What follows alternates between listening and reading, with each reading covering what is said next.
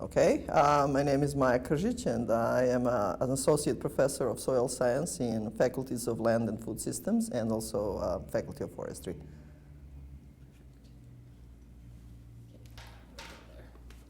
Okay, so Lucas gave me a little bit of a background on you, and so I can give you a general sense of some of the questions that I might ask you. Sure. So the idea is to talk about open education in general. So I'm going to ask you about your 3M teaching fellowship, about SoilWeb, about the general importance of open education and how that relates to forestry and your teaching, and also about your recent TLEF grant. Oh, I got one. I just got one again. Oh, you did? Again. Okay. For this year. Congratulations. That just came, I think, after we set up the interview. Okay. Yes, yeah. A new one. Yes. Yes. So maybe if we could start with that first, first question. Can you talk a bit about your 3M teaching fellowship and what it's like to be a fellow? Well, I just heard that I became a 3M National Teaching Fellow about a month ago. So what does it mean? I don't have full grasp of that, but I think from my understanding what this award brings, it's letting you collaborate and get in touch with other people who are pursuing the excellence in teaching and leadership in education. And you are able to connect them between your institution, and UBC is lucky to have, I believe, 11 of us now who are active 3M fellows, and also across Canada. So there are different workshops and conferences where 3M fellows teach and develop visions and ideas for moving forward. So again, I have very limited experience of a month behind me, but I am very, very excited to be part of it and see what it will bring. Do you have any plans in terms of how to integrate open education practices in your work as a fellow? Because I do have a bit of experience with open education and especially these open learning resources that I've been developing over the years, it makes kind of sense to see what kind of platform 3M Fellowship is going to provide for that, because I believe that there will be others who are doing that kind of work. I come from a soil science, which is a relatively small discipline, but among 3M fellows, there are people from various kind of disciplines, and that will be very, I think, useful for me to see how in other sciences and non-science disciplines people are applying open learning resources, and can I learn something from them, or can I help them with my experience on developing what we have so far, enrich their experience. Perfect. And maybe transitioning into your work on open education, could you talk about SoilWeb? Maybe how it emerged, what the goal you have for it, and your experience so far. Okay. Well, when it emerged, it was just one project, one TLEF project that I got in my first year as an assistant professor, and I just wanted to develop something that's web-based. And to put this in a perspective, that was 2003/4, so long time ago, when it comes to web-based and open learning kind of educational resources. And at that time, I just wanted to have something for my course that will enhance that one course. But because I ended up working on that project with folks from CTLT, or OLT, I believe it was called at that time, I quickly realized that there is much more opportunities out there to enhance that. So after that, I applied for more TLEF grants. And basically that one project got the ball rolling, and very quickly I realized that this is not just opportunity for me personally and my own courses between UBC, but I saw the opportunity to bring my colleagues from other BC-based universities, and I think my third project that we got from BC Campus Online Development Fund was on developing something collaboratively with people or my colleagues from Thompson Rivers University and University of Northern British Columbia. And we got together and created a set of videos based on soil classification. So that was a first collaborative project that I had, and then that opened more doors for another collaboration, and now 12 years later, this Soil Web initiative includes soil scientists, soil undergraduate and graduate students, and also multimedia developers across Canada. And it was not a planned thing 12 years ago when I started this, but it obviously showed the need for something like this to emerge. And because I am one of the soil scientists that comes from relatively large university and university that does have funding for innovation in teaching, I'm happy to bring the opportunity of collaborating on projects like this to my colleagues, soil scientists from smaller universities that don't have equivalents of TLEF grants or any other provincial funding where they might be located, to participate and collaborate and contribute to open learning resource development. So when you provide a platform and opportunity, I guess that's what SoilWeb has done. You will find interested partners. That's been my experience. And I hope it will continue to grow, because there is an outstanding need out there for these kind of resources. Again, I've been working in soil science because that's my science, but I believe any other natural resource science follows the similar path as what I just described, or could follow similar path, what we've done in soil science. Perfect. Mm-hmm. And maybe for the purposes of the video, could you sort of explain what SoilWeb is? Okay. Yeah, well, SoilWeb, as I said, started with one project, but over the years, it has grown, I believe, into 16 different open learning resources focused on soil science, different aspects of soil science, different learning objectives that they have, and different courses or levels of education where they can be implemented. But it also allowed us to get a grant from NSERC CREATE to establish a training program for natural science students, promotion and outreach. We also created as a group several online or distance ed education courses focused on soil science.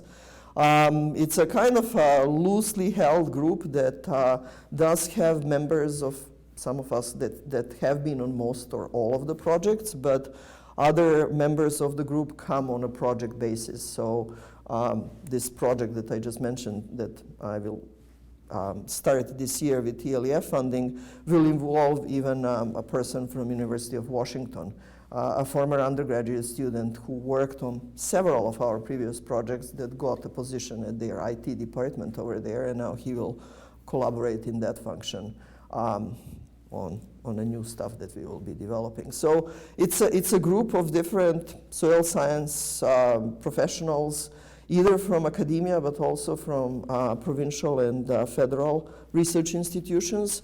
Lots of graduate students, some of the undergraduate students, some of them are former undergraduate and graduate students, but current professionals that came along and work on these projects, and also IT and multimedia developers and educational developers.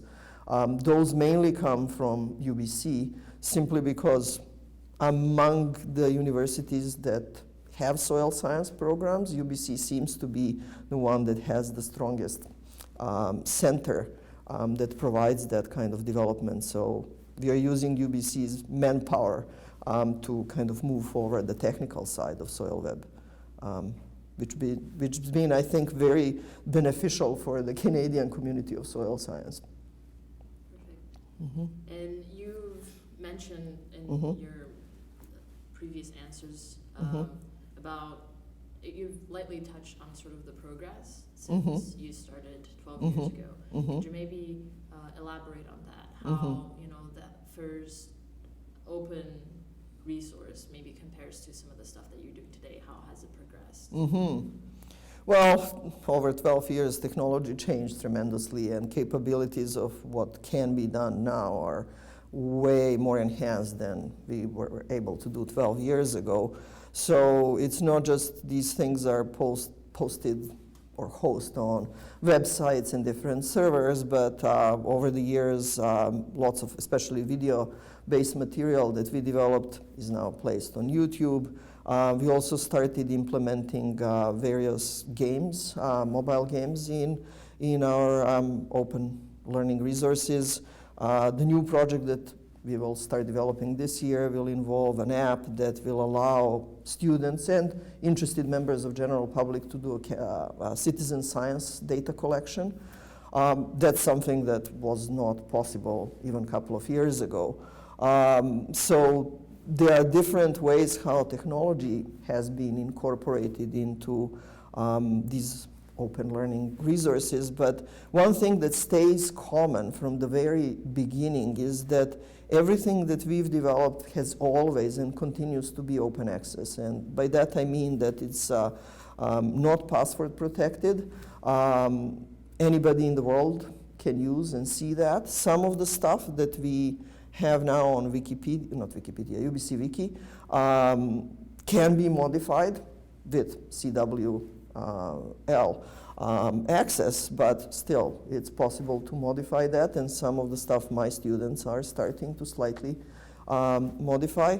Repackaging is also a possibility, so there are all kinds of different things that have been changed.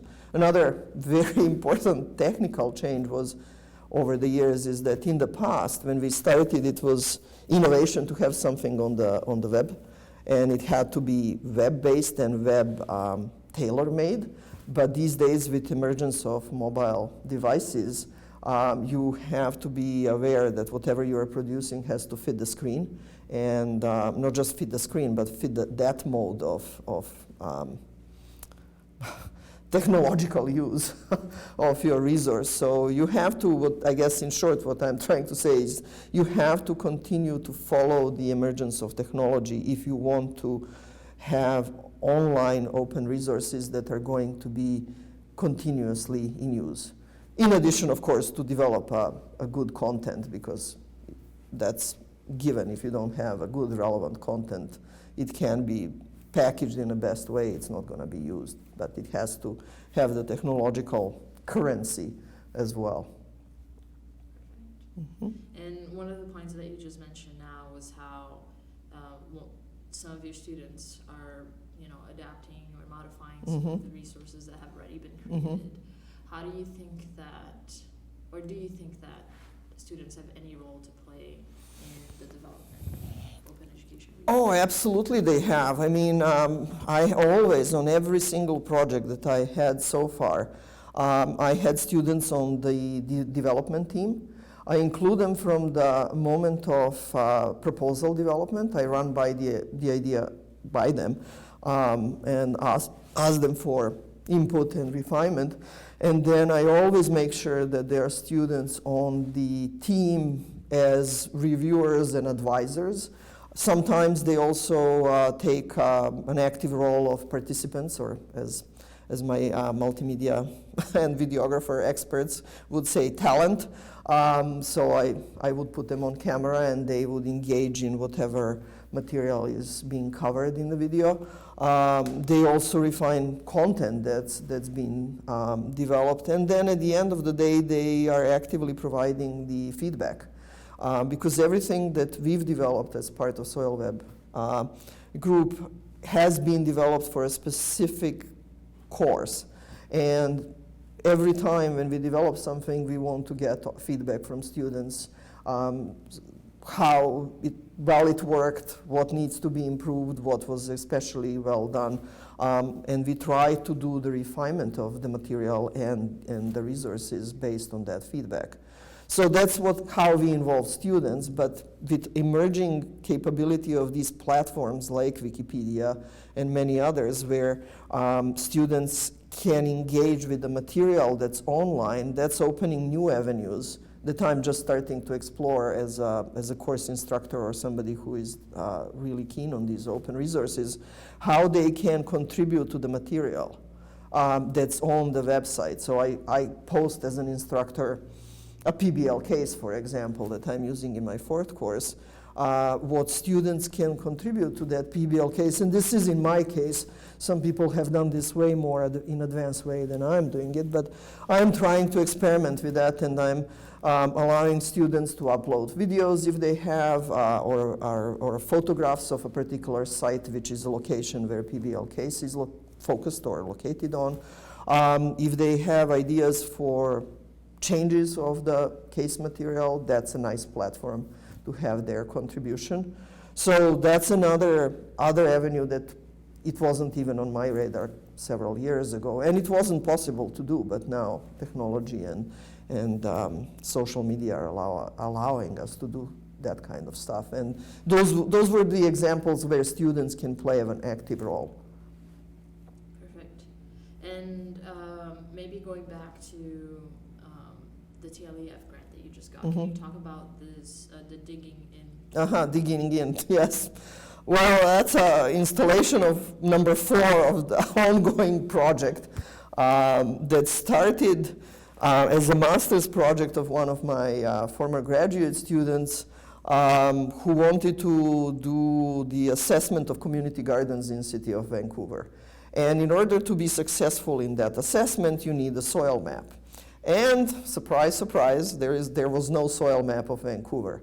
It's very actually common situation in many urban centers around the world that we don't have soil maps, because in order to develop a soil map, you have to go and dig many pits or holes in the ground to do assessment of soil properties. And to be able to do that, you can't do that kind of assessment in the paved environment as urban centers are. So many cities don't have soil map, and Vancouver was not an exception. So the student ended up shifting her focus into development of soil map of Vancouver.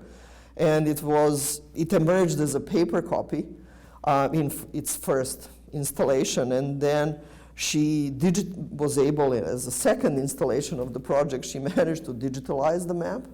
Then we got, a couple of years ago, another TLEF grant, and we put the digital map online, and in addition to that, we also went to several locations with a group of soil scientists and graduate students to describe typical soils of Vancouver on video.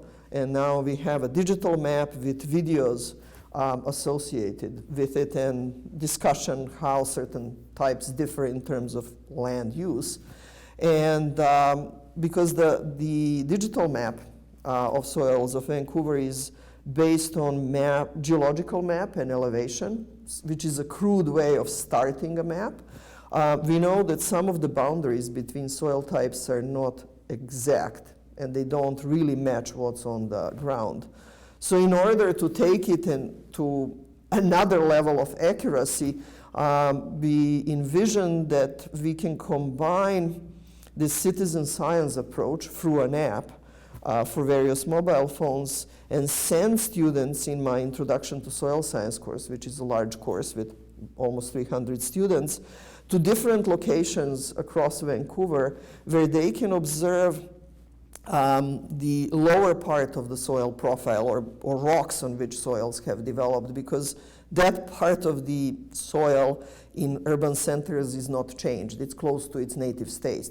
So describing the top of the soil, it's not the best in urban centers, is not the best approach, but if you look deeper down, that provides you useful information. And with all kinds of construction sites, you can do that. So the idea is that students will go with a mobile app to different sites across Vancouver. They will find these open pits or road cuts or various construction sites, and they will try to identify the type of the rock or parent material on that particular location. Through the app, they will bring the information back to the website, and then we will verify is what students are classifying and identifying on the ground. Is that really correct? If it's correct, then we deposit the data in our data depository, but also we will use that data to correct the boundaries between soil types on our soil map. So, and on the top of that, the learning part of the whole project for students will be to better be able to identify these rocks in the natural setting, because that's something that we are doing currently in my Introduction to Soil Science course. But we do that exercise in the lab through video engagement, but this will take them to the field and bring them a really important real-life component to their aspect of learning. So it's a multifaceted project. It allows better learning, I hope, we'll find out. It allows data gathering, and it also allows improvement of a digital map that we developed in the past, but that we know needs improvement. It's a long story. Perfect. No, it's interesting. And maybe moving away from these specific examples, I'd like to talk about sort of the intersection between open education and forestry in more general terms. Forestry or soil science? Soil science, I guess. Soil science. Let's focus on soil science. Okay, we can focus on soil science. So maybe if you could comment on that, where do you find that intersection exists, and what do you think open education practices look like in the context of soil science? Well, as a soil scientist who's been a soil scientist now for 30 years and has seen a progression of the peaks of soil science back in 80s to a slow decline in number of students and even number of faculty members around the world, I see open education as a very powerful tool or pathway for soil science to open its relevance, or to advertise its relevance, I should say, to the general public, because soil science traditionally has been taught in faculties of agriculture and forestry. And that worked really well for several decades when majority of our students were coming from rural settings as kids of farmers or foresters. You didn't have to explain to those students coming from those backgrounds what's the importance of soil science. But with ongoing urbanization around the world, our students are coming from urban centers, they're urbanites, and they're coming from educational setting, and this is true not just for Canada, but from around the world, where soil science is not even mentioned in the previous education. So a typical undergraduate student comes to a soil science course in post-secondary institution without even knowledge that there is something like soil science. They don't think about importance of soils because they live in urban centers, and most of our soils in urban centers are paved over. They haven't been taught about any of the issues where soil plays an important role in their previous education, and then they're stunned. I mean, it doesn't sound that sexy, soil science. So you're having students that don't know much about it, and you have to excite them from the get-go and grab them as soon as possible, because once they are in university setting, there are many different competing disciplines that might grab their attention. So in my mind, because I was hired to teach as an instructor for Introduction to Soil Science course, which is the first course that first or second year students take in soil science ever, I see that as an opportunity and challenge to grab their attention. And if you go with traditional methods of teaching and their learning in a classroom, in a very traditional setting that's been done when I was an undergraduate student or even many decades before that, well, you are sending a message: this is really boring, it's irrelevant, it's for a very limited group of weird people to study. You really have to bring some kind of excitement to these students from the get-go to sell your discipline and to really explain to them the importance of soil science, and bringing new ways of teaching and new technology into your teaching is absolutely important for a discipline like soil science that has lots of challenges because of its history and how it's been organized in university setting. But on the other hand, we as soil scientists, we know what are the important roles in all kinds of different issues where soils is absolutely relevant. Food security, soil degradation, climate change, these are all issues where soils plays a central role.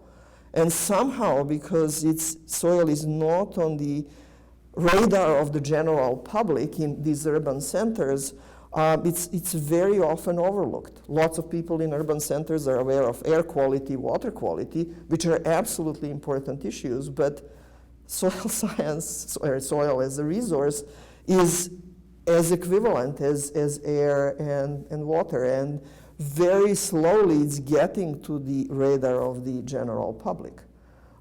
So I think in intersection of open resources or open learning resources and soil science are really complementary, and I think soil scientists are around the world, from what I'm seeing, they're engaging in this, and they're engaging, I think, more and more with a vengeance, because we realize this is a really good avenue for us to use to send our message, because otherwise we are just trapped in this setting that we had for almost a century now, how our discipline is taught. So I'm hopeful. I'm hopeful that it will continue to grow in popularity and use in my discipline.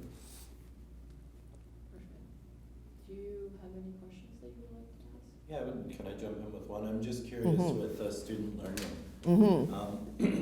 So I imagine you taught previously without using kind of open student producer approaches. Yep. What sort of differences do you see with students when you engage them in this way?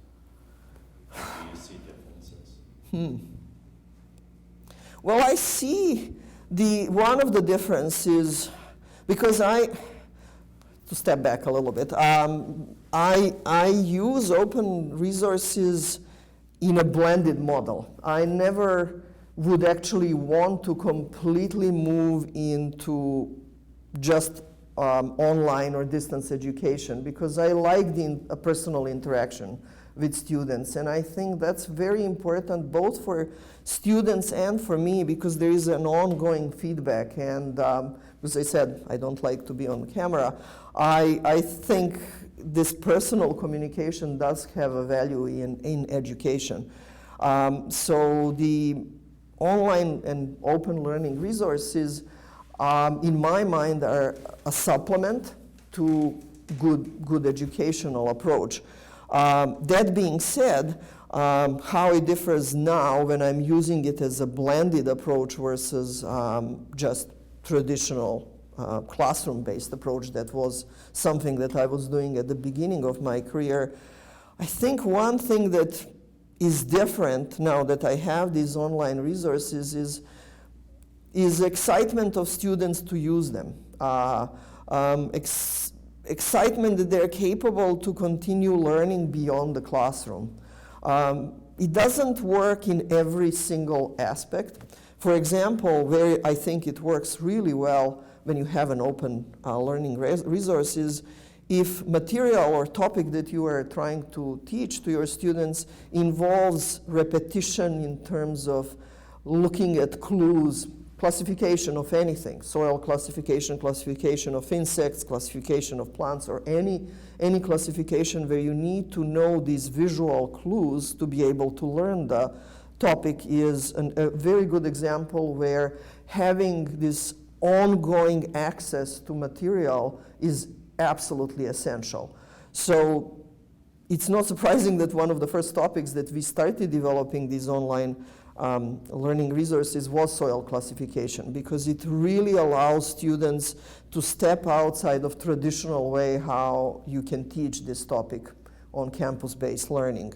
Another thing that I think is very useful for certain students is if they require more time, because in a traditional way of learning, You have X number of hours in your classroom, X number of hours in your lab, and even when you take students to the field, where you have field trips or all kinds of hands-on activities, it's always a limited number of hours when you are on the site or in the classroom and you're teaching whatever is the subject that you are teaching, and then it's done.